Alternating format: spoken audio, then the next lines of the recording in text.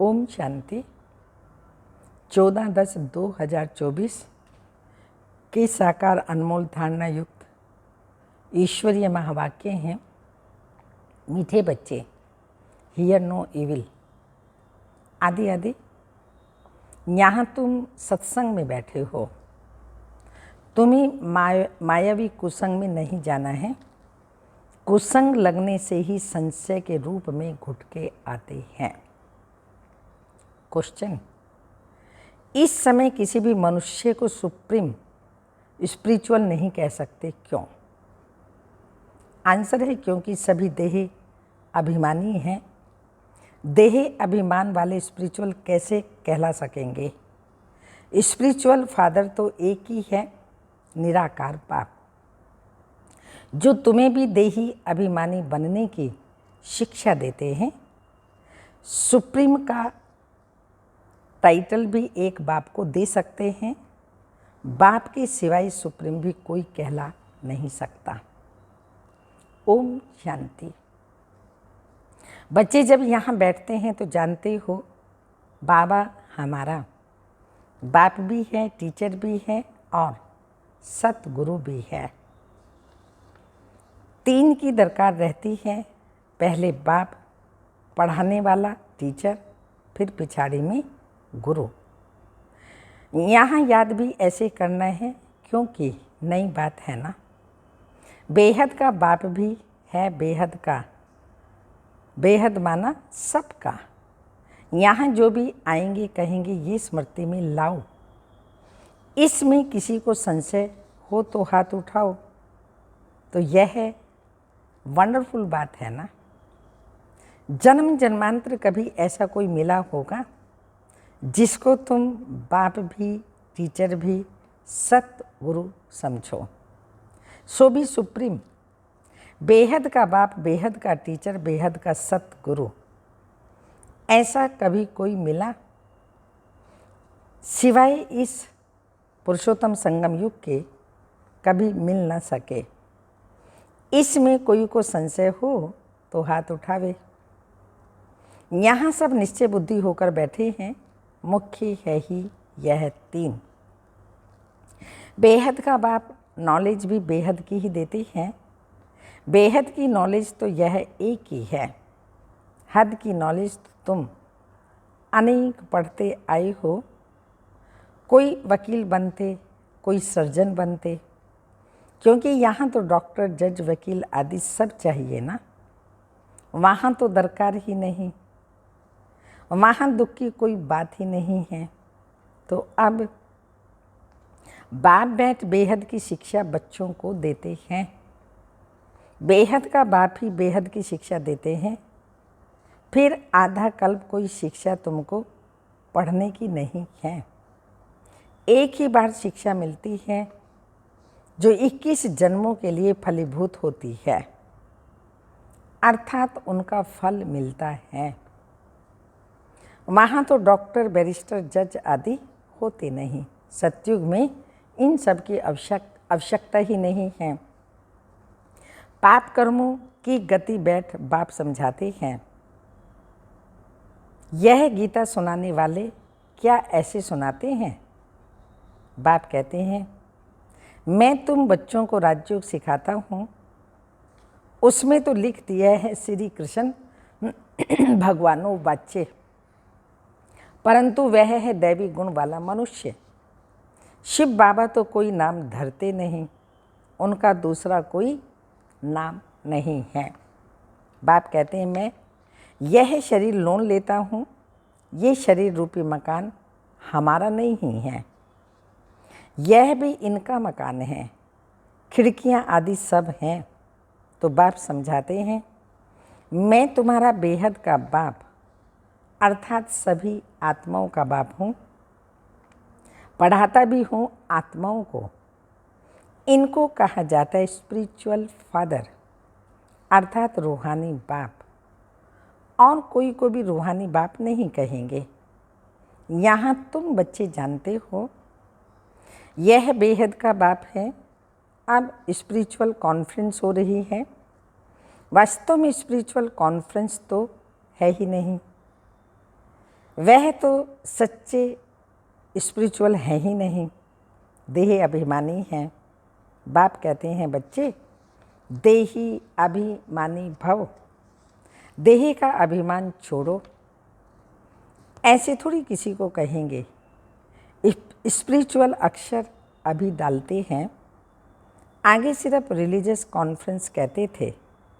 Spiritual का अर्थ कोई अर्थ नहीं समझते, स्पिरिचुअल का कोई अर्थ नहीं समझते। स्पिरिचुअल फादर अर्थात निराकारी फादर, तुम आत्मा ही हो। स्पिरिचुअल बच्चे, स्पिरिचुअल फादर आकर के तुमको पढ़ाते हैं, यह समझ और कोई को हो न सके। बाप खुद बैठ समझाते हैं मैं कौन हूँ। गीता में यह नहीं है। मैं तुमको बेहद की शिक्षा देता हूँ, इसमें वकील जज सर्जन आदि की दरकार नहीं है, क्योंकि वहाँ तो एकदम सुख ही सुख है, दुख का नामो निशान नहीं। यहाँ फिर सुख का नाम निशान नहीं है। इसको कहा जाता है प्रायलोभ। सुख तो कागविष्टा समान है। जरा सा सुख है तो बेहद सुख की नॉलेज दे कैसे सकते हैं। पहले जब देवी देवताओं का राज्य था तो सत्यता 100% थी, अभी तो झूठी झूठ है। यह है बेहद की नॉलेज। तुम जानते हो ये मनुष्य सृष्टि रूपी झाड़ है, किसका बीज रूप, जिसका बीज रूप मैं हूँ। उनमें झाड़ की सारी नॉलेज है, मनुष्यों को यह नॉलेज नहीं है। मैं चैतन्य बीज रूप हूँ। मुझे कहते भी हैं ज्ञान का सागर। ज्ञान से सेकंड में गति सदगति होती है। मैं हूँ सबका बाप। मुझे पहचानने से तुम बच्चों को वर्षा मिल जाता है, परंतु राजधानी है ना। स्वर्ग में भी मर्तबे तो नंबरवार बहुत हैं। बाप एक ही पढ़ाई पढ़ाते हैं, पढ़ाने वाले तो नंबरवार होते हैं। इसमें फिर और कोई पढ़ाई की दरकार नहीं रहती। वहाँ कोई बीमार होता नहीं। पाई पैसे की कमाई के लिए पढ़ाई नहीं पढ़ते। तुम यहाँ से बेहद का वर्षा ले जाते हो, वहाँ ये मालूम नहीं पड़ेगा कि यह पद हमको कोई ने दिलाया है। यह तुम अभी समझते हो। हद की नॉलेज तो तुम पढ़ते आए हो। अब बेहद की नॉलेज पढ़ाने वाले को देख लिया, जान लिया।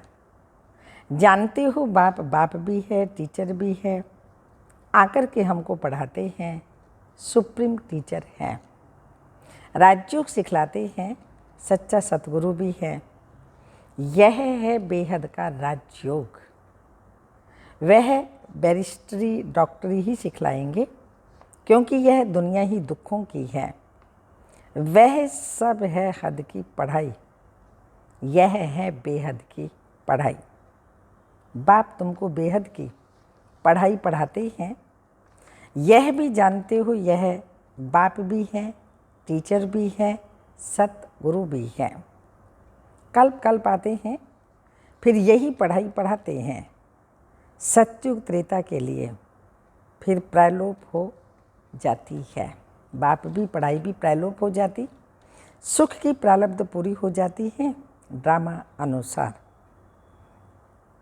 ये बेहद का बाप बेट समझाते हैं, उनको ही पतित पावन कहा जाता है।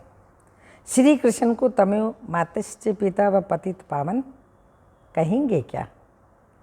इनके मर्तबे और उनके मर्तबे में रात दिन का फर्क है। अब बाप कहते हैं मुझे पहचानने से तुम सेकंड में जीवन मुक्ति पा सकते हो। अब श्री कृष्ण भगवान अगर होता तो कोई भी झट पहचान ले। श्री कृष्ण का जन्म कोई दिव्य अलौकिक नहीं गाया हुआ है, सिर्फ पवित्रता से होता है। बाप तो कोई के गर्भ से नहीं निकले। समझाते हैं मीठी मीठी रूहानी बच्चों, रूह ही पढ़ती है। सब संस्कार अच्छे बुरे रूह में ही रहते हैं। जैसे जैसे कर्म करते हो उस अनुसार उन्हें शरीर मिलता है। कोई बहुत दुख भोगते हैं, कोई काने, कोई बहरे होते हैं। कहेंगे पास्ट में ऐसे कर्म किए हैं जिसका यह फल है। आत्मा के कर्मों अनुसार ही रोगी शरीर आदि मिलता है। अभी तुम बच्चे जानते हो हमको पढ़ाने वाला गॉड फादर है, गॉड टीचर, गॉड प्रिसेप्टर है। उसको कहते हैं गॉड परम आत्मा। उनको मिलाकर परमात्मा कहते हैं सुप्रीम सोल। ब्रह्मा को तो सुप्रीम नहीं कहेंगे। सुप्रीम अर्थात ऊंच ते ऊंच, पवित्र ते पवित्र। मर्तबे तो हर एक के अलग अलग हैं। श्री कृष्ण का जो मर्तबा है वो दूसरे को मिल नहीं सकता। प्राइम मिनिस्टर का मर्तबा दूसरे को थोड़ी देंगे। बाप का भी मर्तबा अलग है। ब्रह्मा विष्णु शंकर का भी अलग। ब्रह्मा विष्णु शंकर देवता है और शिव परमात्मा है। दोनों को मिलाकर शिव शंकर कैसे कहेंगे? दोनों अलग अलग है ना समझने के कारण शिव शंकर को एक कह देते हैं। नाम भी ऐसे ही रख देते हैं। यह सब बातें बाप ही आकर समझाते हैं। तुम जानते हो ये बाबा भी हैं, टीचर भी हैं, सतगुरु भी है। हर एक मनुष्य को बाप भी होता है, टीचर भी होता है और गुरु भी होता है। जब बूढ़े होते हैं तो गुरु करते हैं। आजकल तो छोटेपन में ही गुरु करा देते हैं। समझते हैं अगर गुरु नहीं किया तो अवज्ञा हो जाएगी। आगे 60 वर्ष के बाद गुरु करते थे। वह होती है वानप्रस्थ अवस्था, निर्वाण अर्थात वाणी से परे, स्वीट साइलेंस होम, जिसमें जाने के लिए आधा कल्प तुमने मेहनत की है परंतु पता ही नहीं तो कोई जा नहीं सकते।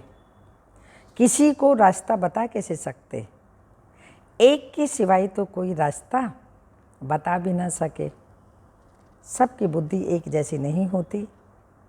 कोई तो जैसे कथाएं सुनते हैं, फायदा कुछ भी नहीं, उन्नति कुछ भी नहीं। तुम अभी बगीचे के फूल बनते हो, फूल से कांटे बने, अब फिर कांटे से फूल बाप बनाते हैं। तुम ही पूजे फिर पुजारी बने। 84 जन्म लेते लेते सतो प्रधान से तमो प्रधान बन गए। बाप ने सीढ़ी सारी समझाई है। अब फिर पति से पावन कैसे बनते हैं यह भी किसी को पता नहीं। गाते भी हैं पतित पावन आओ, आकर के हमको पावन बनाओ। फिर पानी की नदियाँ सागर आदि को पतित पावन समझ क्यों जाकर के स्नान करते हैं? गंगा को पतित पावनी कह देते हैं परंतु नदियाँ भी कहाँ से निकली? सागर से ही तो निकलती है ना। यह सभी सागर की संतान हैं। तो हर एक बात अच्छी रीति समझने की होती है। यहाँ तो तुम बच्चे सत्संग में बैठे हो, बाहर कुसंग में जाते हो तो तुमको बहुत उल्टी बातें सुनाएंगे। फिर यह इतनी सब बातें भूल जाएंगे। कुसंग में जाने से गुटखा खाने लग पड़ते हैं। संशय का तब मालूम पड़ता है। परंतु ये बातें तो भूलनी नहीं चाहिए। बाबा हमारा बेहद का बाबा भी है, टीचर भी है, पार ले जाते हैं। इस निश्चय से तुम यहाँ आई हो। वह सभी जिस्मानी लौकिक पढ़ाई, लौकिक भाषाएं, यह है अलौकिक। तो बाप कहते हैं मेरा जन्म भी अलौकिक है। मैं लोन लेता हूँ, पुरानी जुत्ती लेता हूँ, सो भी पुराने ते पुराने। सबसे पुरानी यह जूती है जो बाप ने ली है। इसको लॉन्ग बोट भी कहते हैं। ये कितनी सहज बात है। यह तो कोई भी भूलने की बात नहीं, परंतु माया इतनी सहज बातें भी भुला देती हैं। बाप बाप भी है, बेहद की शिक्षा देने वाला भी है जो और कोई दे न सके। बाबा कहते हैं भल जा कर के देखो कहाँ से ये शिक्षा मिलती है। सब मनुष्य हैं, वह तो यह नॉलेज दे न सकें। भगवान एक ही रथ लेते हैं जिसको भाग्यशाली रथ भी कहा जाता है, जिसमें बाप की प्रवेशता होती है पद्मा पदम भाग्यशाली बनाने। बिल्कुल नज़दीक का दाना है, ब्रह्मा से विष्णु बनते हैं, शिव बाबा इनको भी बनाते हैं, तुमको भी इन द्वारा विश्व का मालिक बनाते हैं। विष्णु की पूरी स्थापना होती है, इसको कहा जाता है राजयोग। राज्य स्थापन करने के लिए अभी यहाँ सुन तो सब रहे हैं ना, परंतु बाबा जानते हैं बहुतों के कानों से बह जाता है। कोई धारणा कर और सुना सकते हैं तो उनको महारथी कहा जाता है। सुनकर फिर धारणा करते हैं, औरों को भी रुचि से समझाते हैं। महारथी समझाने वाला होगा तो झट समझेंगे। घोड़े सवार कम, प्यादे से और भी कम। यह तो बाप जानते हैं कौन महारथी है, कौन घोड़े सवार हैं। अब इसमें मूझने की तो बात ही नहीं, परंतु बाबा देखते रहते हैं कई मूझते हैं, गुटके खाते रहते हैं, आंखें बंद कर बैठते हैं। कमाई में कभी गुटका आता है क्या? झुटका खाते रहेंगे तो फिर धारणा कैसे होगी? उबासी से बाबा समझ जाते हैं ये थका हुआ है। कमाई में कभी थकावट नहीं होती, उबासी है उदासी की निशानी। कोई ना कोई बात में घुटके अंदर खाते रहने वालों को उबासी बहुत आती है। अभी तुम बाप के घर में बैठे हो तो परिवार भी है, टीचर भी बनते हैं, गुरु भी बनते हैं। रास्ता बताने के लिए मास्टर गुरु है, मास्टर को गुरु कहा जाता है। तो अब बाप का राइट हैंड बनना चाहिए जो बहुतों का कल्याण कर सकते हैं। धंधे सभी में है नुकसान, बिगड़ धंधे नर से नारायण बनने के। सभी की कमाई खत्म हो जाती है। नर से नारायण बनने का धंधा बाप ही सिखलाते हैं, तो फिर कौन सी पढ़ाई पढ़नी चाहिए? जिनके पास धन बहुत है वह समझते हैं स्वर्ग तो यहाँ ही है। फिर बापू गांधी ने राम राज्य की स्थापना किया। अरे दुनिया तो ये पुरानी तमो प्रधान है ना, और ही दुख बढ़ता जाता है। इनको राम राज्य कैसे कहेंगे? मनुष्य कितने बेसमझ बन पड़े हैं। बेसमझ को तमो प्रधान कहा जाता है, समझदार होते हैं सतो प्रधान। यह चक्र फिरता रहता है, इसमें कुछ भी बाप से पूछने का नहीं रहता। बाप का फर्ज है रचता और रचना की नॉलेज देना। वह तो देते रहते हैं, मुरली में सब समझाते रहते हैं, सभी बातों का रिस्पॉन्स मिल जाता है। बाकी पूछेंगे क्या? बाप के सिवाय कोई समझा भी नहीं सकते तो पूछ कैसे सकते? यह भी तुम बोर्ड पर लिख सकते हो, एवर हेल्दी एवर वेल्दी। 21 जन्मों के लिए बनना है तो आकर के समझो। अच्छा, मीठे मीठे सिक्की लदे बच्चों प्रति माता पिता बाप दादा का याद प्यार। Good morning, diamond morning. रूहानी बाप की रूहानी बच्चों को नमस्ते। हम रूहानी बच्चों की रूहानी माता पिता बाप दादा को याद प्यार। गुड मॉर्निंग, डायमंड मॉर्निंग, ओम नमस्ते। धारणा के लिए मुख्य सार हैं। बाप जो सुनाते हैं उसे सुनकर अच्छी तरह धारण करना है, दूसरों को रुचि से सुनाना है। एक कान से सुन दूसरे से निकालना नहीं है। कमाई के समय कभी उबासी नहीं लेनी है। सेकंड पॉइंट, बाबा का राइट हैंड बन बहुतों का कल्याण करना है। नर से नारायण बनने और बनाने का धंधा करना है। वरदान, किसी के व्यर्थ समाचार को सुनकर इंटरेस्ट बढ़ाने की बजाय फुल स्टॉप लगाने वाले पर मत से मुक्त भव। स्पष्टीकरण, कई बच्चे चलते चलते श्रीमत के साथ आत्माओं की परमत मिक्स कर देते हैं। जब कोई ब्राह्मण संसार का समाचार सुनाता है तो उसे बहुत इंटरेस्ट से सुनते हैं, कर कुछ नहीं सकते और सुन लेते हैं। वह समाचार बुद्धि में चला जाता है, फिर टाइम वेस्ट होता है। इसलिए बाप की आज्ञा है, सुनते हुए भी नहीं सुनो। अगर कोई सुना भी दे तो आप फुल स्टॉप लगा दो। जिस व्यक्ति का सुना उसके प्रति दृष्टि व संकल्प में भी घृणा भाव नहीं हो, तब कहेंगे परमत से मुक्त। होती है घृणा भाव? तो पूछें अपने आप से, कोई भी व्यक्ति के लिए मेरे अंदर घृणा भाव तो नहीं? स्लोगन, जिनके दिल विशाल है उनके स्वप्न में भी हद के संस्कार इमर्ज नहीं हो सकते। जिनके दिल विशाल है उनके स्वप्न में भी हद के संस्कार इमर्ज नहीं हो सकते। अव्यक्त इशारे हैं। जो बहुत समय के संकल्प होते हैं वही अंत की स्थिति रहती है। लौकिक रीति से जब कोई शरीर छोड़ते हैं, अगर कोई संस्कार दृढ़ होता है खान पान व पहनने आदि का, तो पिछाड़ी के समय भी वह संस्कार सामने आता है। इसलिए अभी से ही विस्मृति के अथवा हार खाने के संस्कार मिट जाने चाहिए। इसके लिए अपने आप से दृढ़ प्रतिज्ञा करो कि यह संस्कार, यह व्यर्थ संकल्प कभी भी उत्पन्न नहीं होने देंगे। जब ऐसी दृढ़ प्रतिज्ञा करेंगे तब अंत में विजयी बनेंगे। ओम शांति।